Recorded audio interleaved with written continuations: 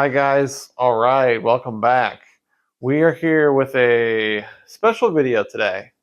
As you can see, you're looking at a cardboard box, no synths in sight. So what are we doing? Well, I've wanted to do this for a while and I finally have the opportunity, well not finally, but I again have the opportunity. I want to go ahead and shoot it because this is something that I kind of really want to get out there into the universe.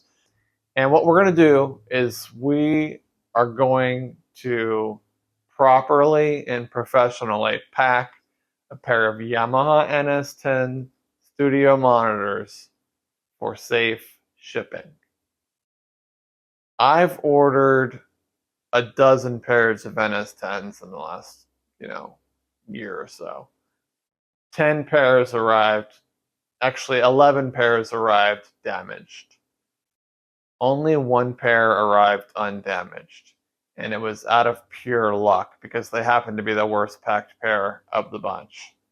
I just, who knows, got really lucky on that one. Every other pair I've ordered, including mint condition in the original box, have arrived damaged. There's a reason why, and we'll kind of get more into that, but what I will also say is I've shipped a lot of pairs of NS-10s and I've never had any damage. And the reason is because I packed them properly. You know, for such a rare item that's out of production, I just feel like this is something that needs to get out there because I don't know if the people will search for it and find it when it comes time to pack their NS-10s. And certainly whenever I buy a pair, I'll be sending the seller this video so that they don't arrive damaged. What always happens is, almost always, the tweeter grills get damaged. And let's talk about NS-10s just briefly, and then we'll get into the actual packing.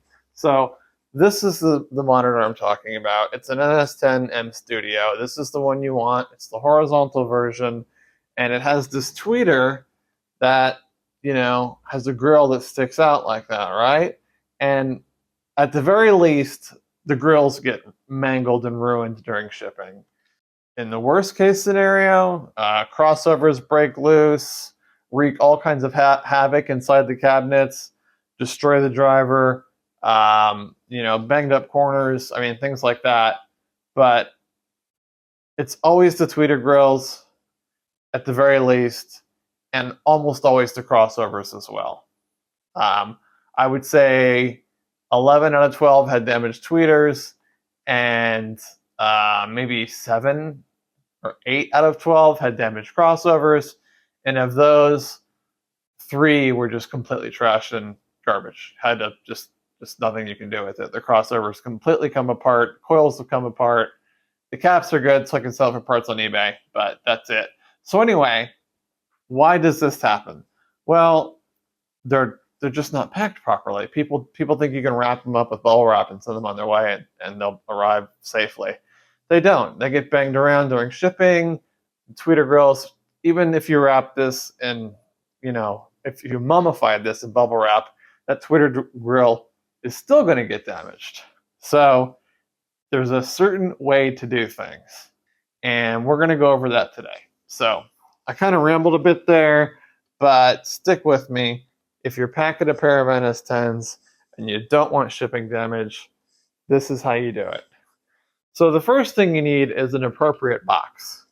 And I like to use a specific box from the UPS store. It's 24 by 20 by 12.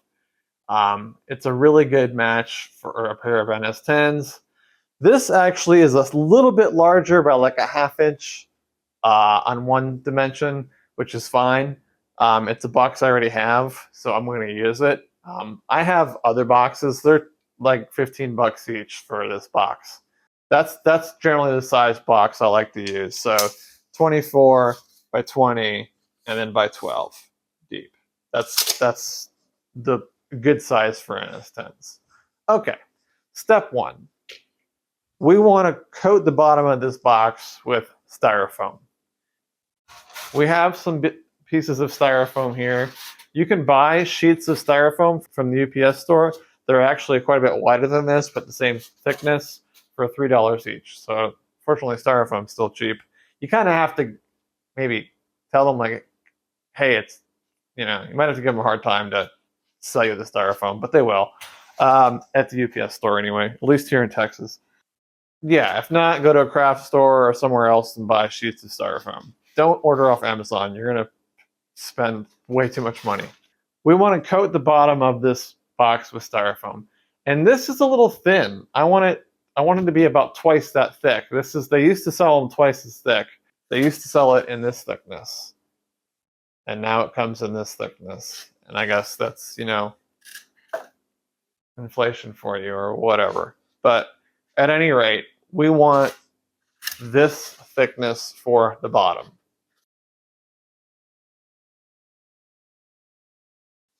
So what I'm going to do is just kind of start cutting this and layering it. And it's not quite as wide as the box, you can see. So we have this little thin piece to fill over here. But I have some other materials as well. I save, anytime something gets shipped to me, I save the materials.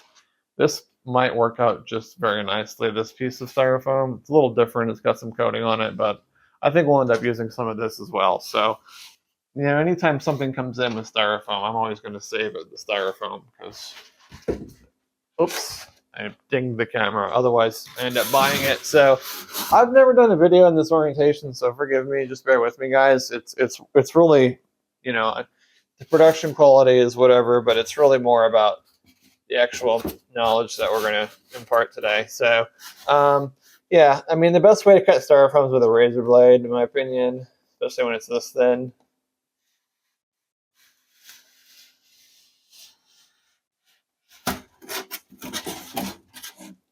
No mess, right?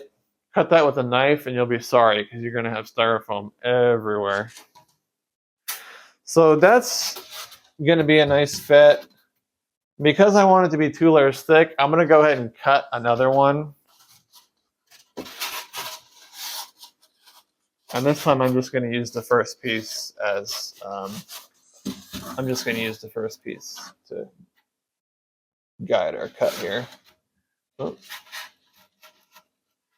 Actually, you know what? It went so well on the first one with no Styrofoam anywhere. I'm going to just do it this way again.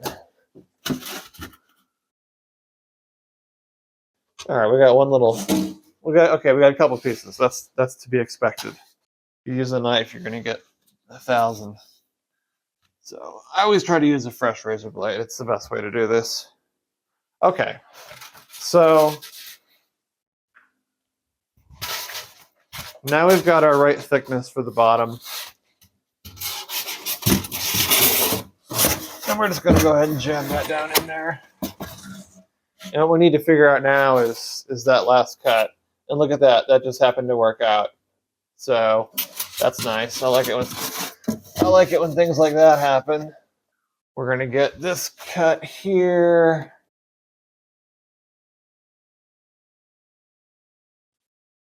It's okay if we're a little funky here. It's just really about filling this last space up.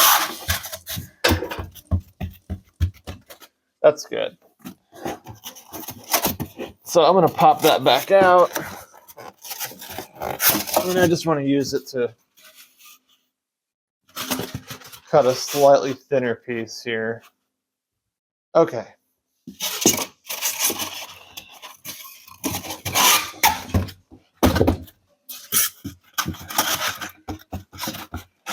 Perfect. And what I may do is actually something like this.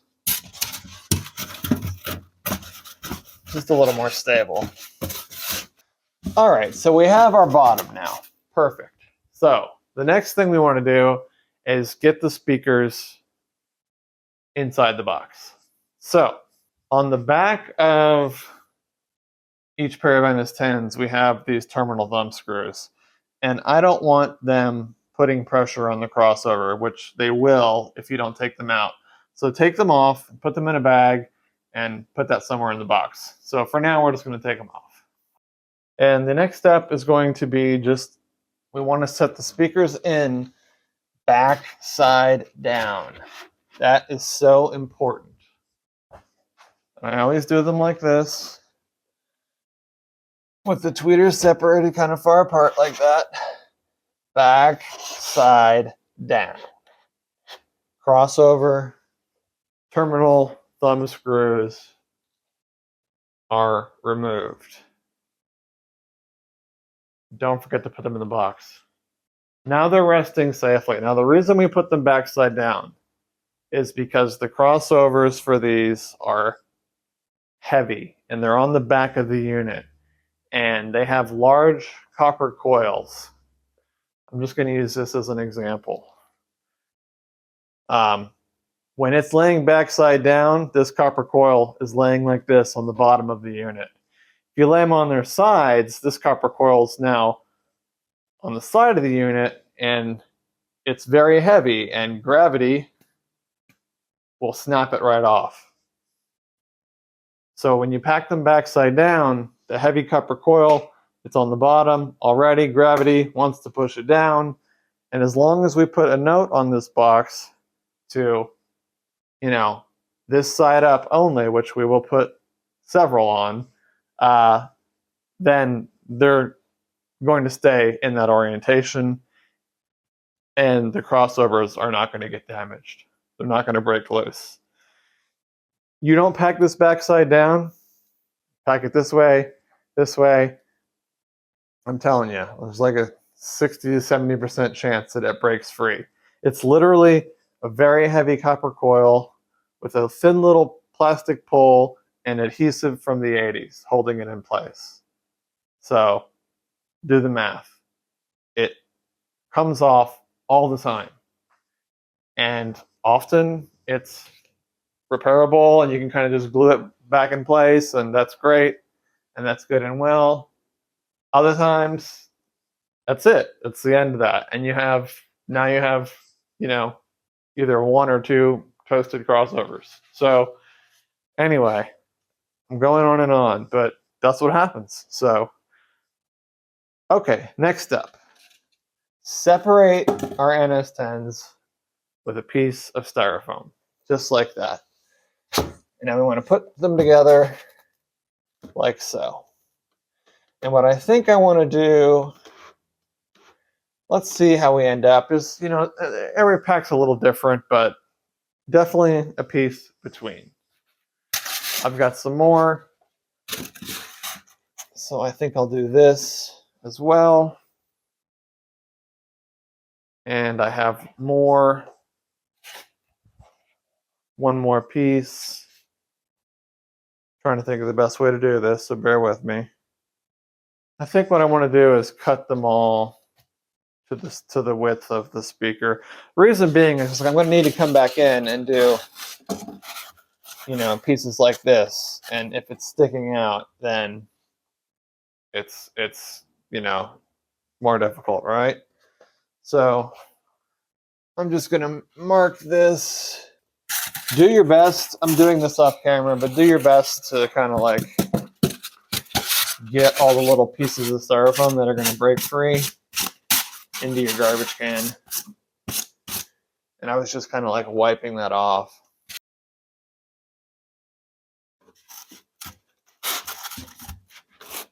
See, there we go. We got that little piece there. You want to try and get rid of those because they can get into the tweeters. And what I'm going to do, I'm going to wrap these in cloth so that that doesn't happen. But we're not there yet. First, we need to get everything shaped. I feel like these are a good fit for what I'm doing here. Yeah, I think these are going to be a good fit.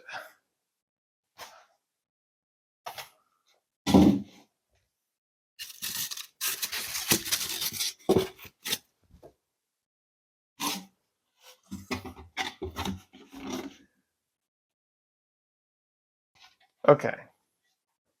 So we've got these cut now. Now, it doesn't matter if they don't go all the way to the bottom. It just matters that they go all the way across. Some are a little tighter than others.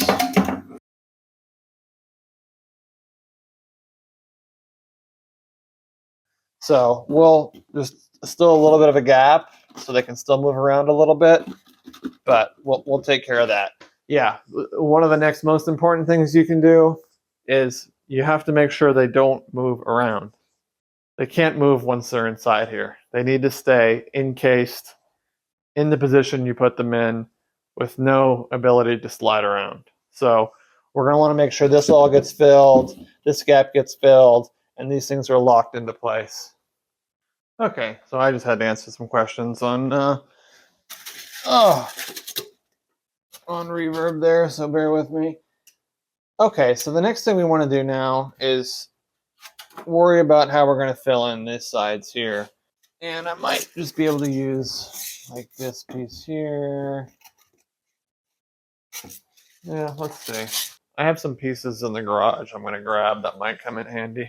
Again, like I said, I mean, we're all going to have different pieces of, like, you know, styrofoam and whatever you got. So I've got these blocks here.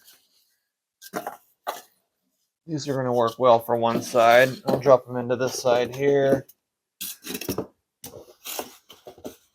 And I can fill the rest of that with like paper or bubble wrap or whatever, but I just want to lock that into place, and then we need to fill this area here. And now you can see we're starting to get styrofoam. So again, I'm going to wrap these in cloth, but I want to first get everything in place. So for this next one,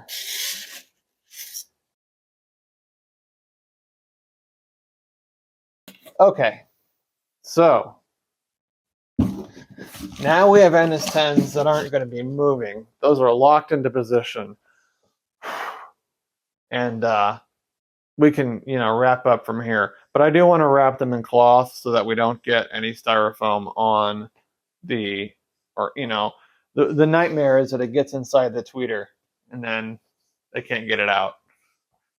I mean, you can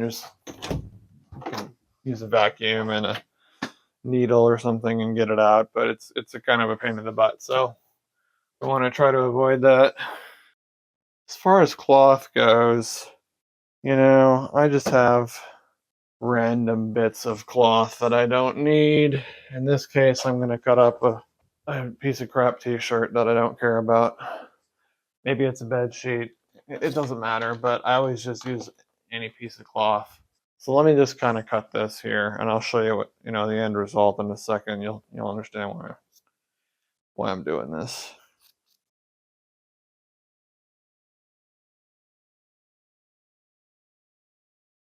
So I have my two pieces of cloth now, and it's just literally just nothing special, just a piece of cloth.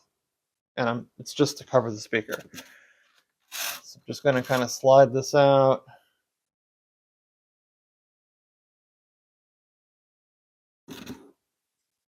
Let's just do it this way.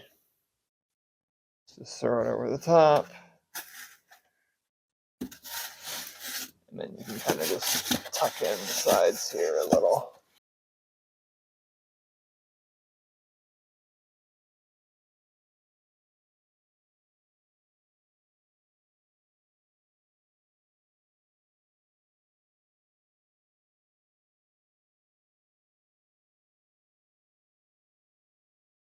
All right. Now, we want to make sure we had to adjust this because the width of the cloth kind of ruined our first plan. You don't, I mean, you want it to be tight, but you don't want your box to explode. So just a piece of cardboard is going to fill that gap, and that'll be that. So we're going to use probably several pieces of cardboard. That's nice and tight now. Nothing's going anywhere. Okay, so let's fill some of this. Let's fill some of this air we've got here.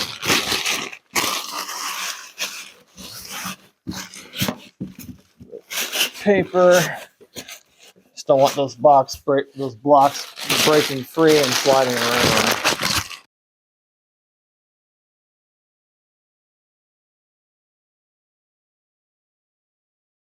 But you can see the name of the game: no movement. No movement. Thick layer of styrofoam on the bottom. They're completely entombed in styrofoam otherwise. No movement. That's the most important thing.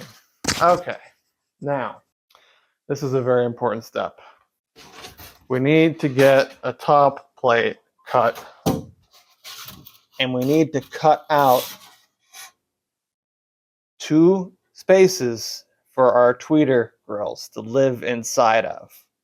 We're literally going to put, kind of cut this like this, and then cut a square out and cut a square out so that the tweeter grill has somewhere to live and it won't get smashed during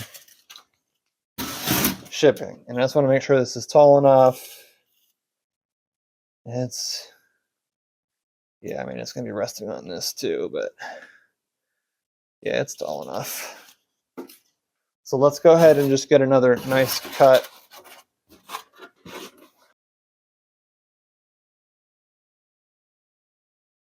Okay.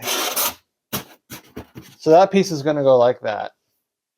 And we're going to cut out 2 squares for our tweeters to live in. So I'm going to get started on that.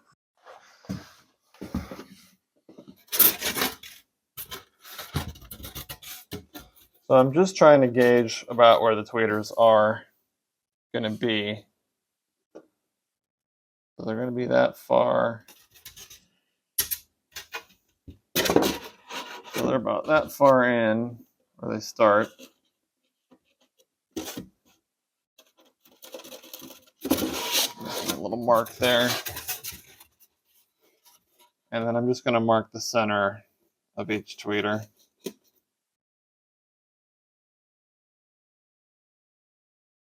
And let's start, I'm just going to basically just kind of go something like that. Okay, so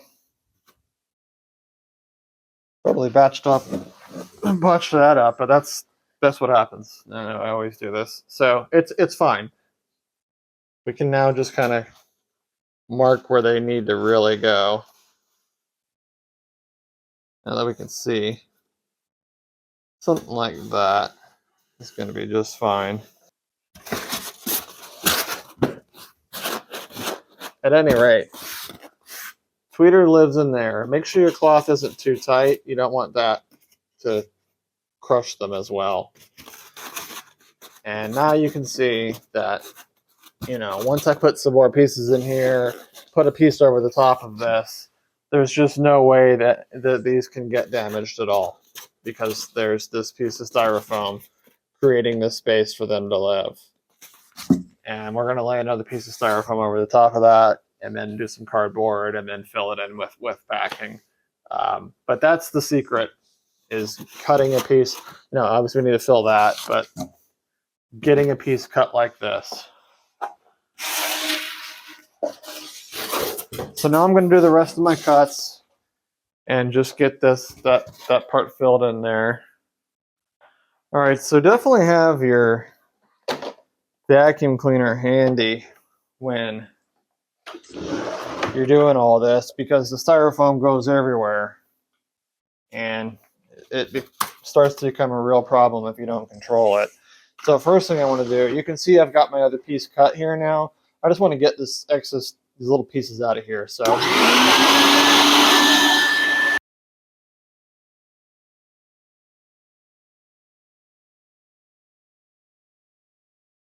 I'm just going to go ahead and kind of do some more cuts. I'm going to get a fresh razor blade because this one's starting to just spit stuff out everywhere when I cut. So yeah, we're just going to make some more cuts now.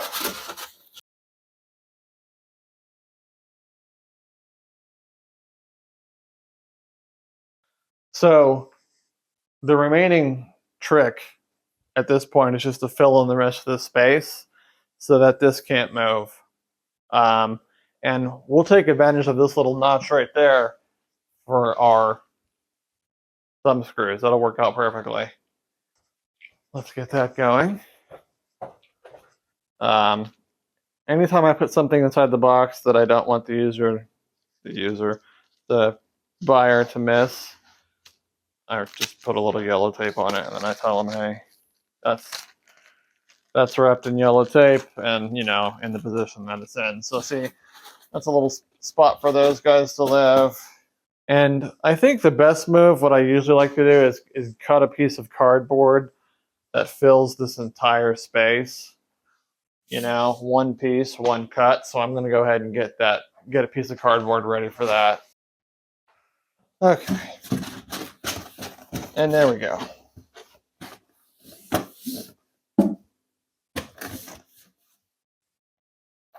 So now we've got a flat piece, and it's really just about filler to fill the rest of that in. And yeah, I'll probably just use paper, I think. It's going to be my best bet. I've got to put some paperwork in here for the seller or for the buyer. The name of the game from this point is, yeah, you just really want to fill everything in so that these things just simply cannot move. And maybe I'll use some of these pieces of styrofoam, you know, like that. You know, just to get rid of them. I'm not going to have any other use for them, so.